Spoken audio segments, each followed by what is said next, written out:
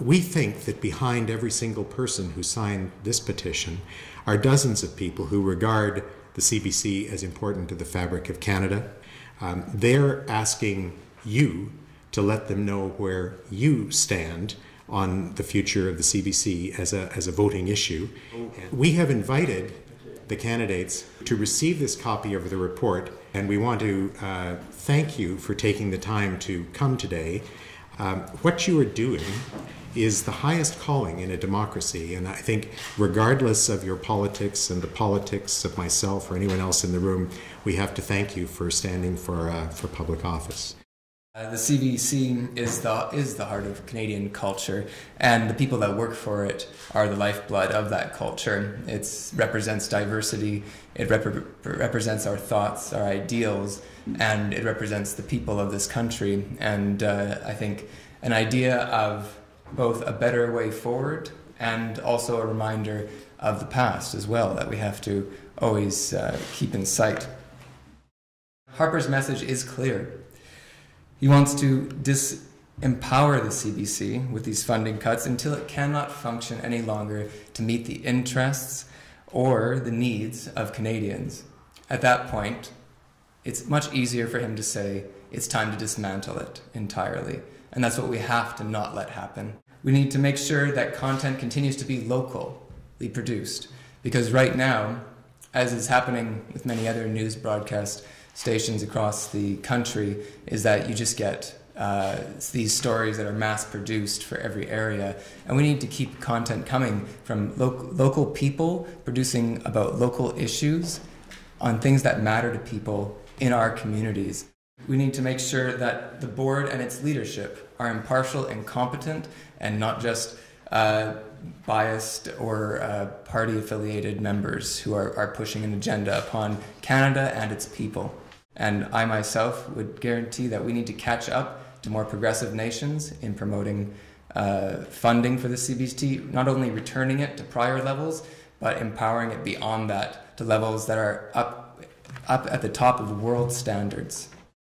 But I have worked off and on for the CBC for 37 years. I have seen my fair share of cuts, but nothing like what has happened in the last 10 years. Nothing. The CBC is being gutted. And I tried to fight that. I tried, first of all, by fighting it within the CBC. I was on the national executive of the Canada Media Guild so that we could, as an organization of employees, deal with management in how would these cuts be dealt with, and then trying to convince management to fight back. But then when I was told that I could no longer defend the CBC publicly as long as I worked there, I had a choice to make.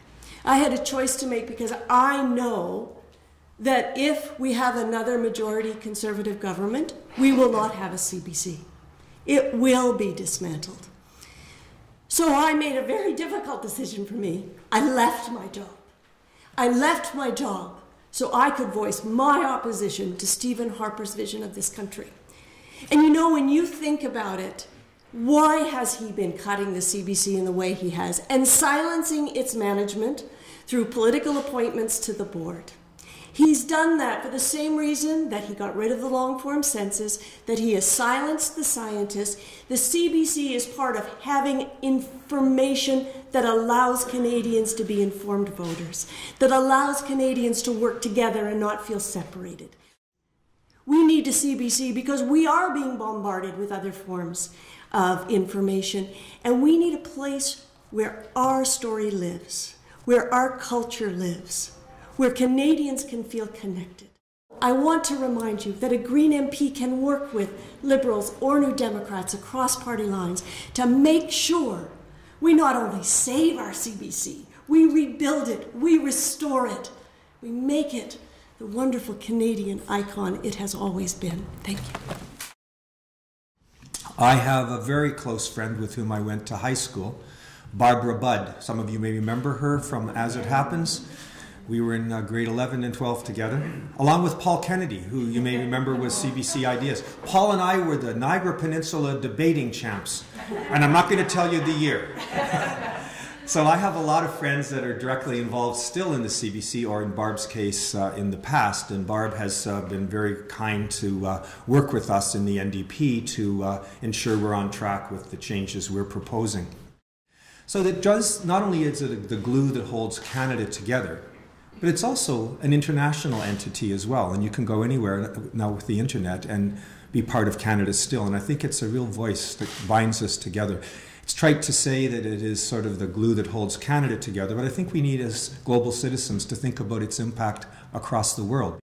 The most important part of our platform on the CBC isn't the money, although it's there and it's an ironclad commitment to deal with it. It's in the funded program. But what is equally important is to get rid of the hacks on the board of the CBC that know nothing about broadcasting, who are there only because they're fundraisers for the Conservative Party. Is it 9 out of 10? Who knows? It's something like that. Imagine a world where people actually know about public broadcasting on the board of a Crown corporation responsible for public broadcasting. That may seem radical to you, but we're committed to do that. This is about forming government, implementing the priorities of which this is very high on the list, and we only do that if we get more MPs than the other guys.